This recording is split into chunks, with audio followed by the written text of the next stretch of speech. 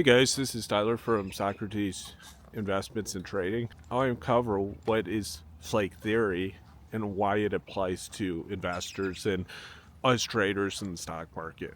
Okay, so anyone here who's not familiar with a guy named Andrew Henderson from the Nomad Capitalist, he is a really well-known YouTuber, but he's a expert that specializes in people looking at offshoring their assets on acquiring second passports, second citizenships, and opening bank accounts in other countries. And this is a really important topic right now. Like we can see there's possible war that's about to take off in Israel or said Middle Eastern country.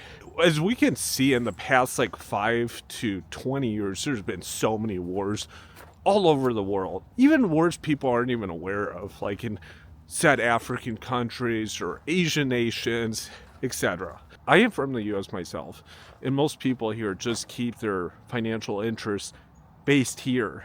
And I think it's often a huge mistake. People might not know this here, but I myself have lived in other countries for many, many years. Having second bank accounts, having assets, it may not just be real estate, it could be hard assets, precious metals, business interests, whatever it is abroad based in said country is very beneficial because what happens if the country breaks out in war? What are you going to do with those assets? How are they going to be protected if you know what hits the fan? They're probably not going to be. And that's where this flake theory comes into play. I have a brother, he's in Argentina. He's lived there for over 7 years. He's done pretty well there. He works remotely, and most of his work is not based in Argentina, it's in other countries. But Argentina has worked for him, and he's lived in many, many other countries during his life. He's a prime example of the importance of flake theory, how it can benefit people.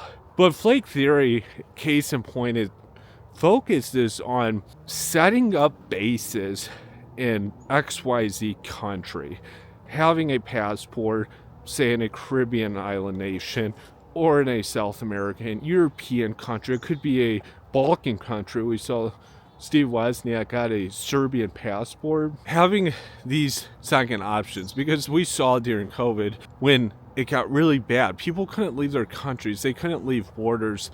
I myself was living in Estonia at the time in northeastern Europe, close to Russia, close to Finland, and there was no way in heck that I was going to go back to the US where I'd been living before. And a lot of it was based on freedoms because I couldn't do as I pleased being stateside. And that it was as simple as that. I felt very restricted being in the US. I didn't want to take a certain shot. I saw people that were having to take it or be fired from their jobs. There were so many companies, and certainly in the state and federal government, people were compelled, they were forced to take this because they had no other option, or they risked losing their job and potentially becoming homeless.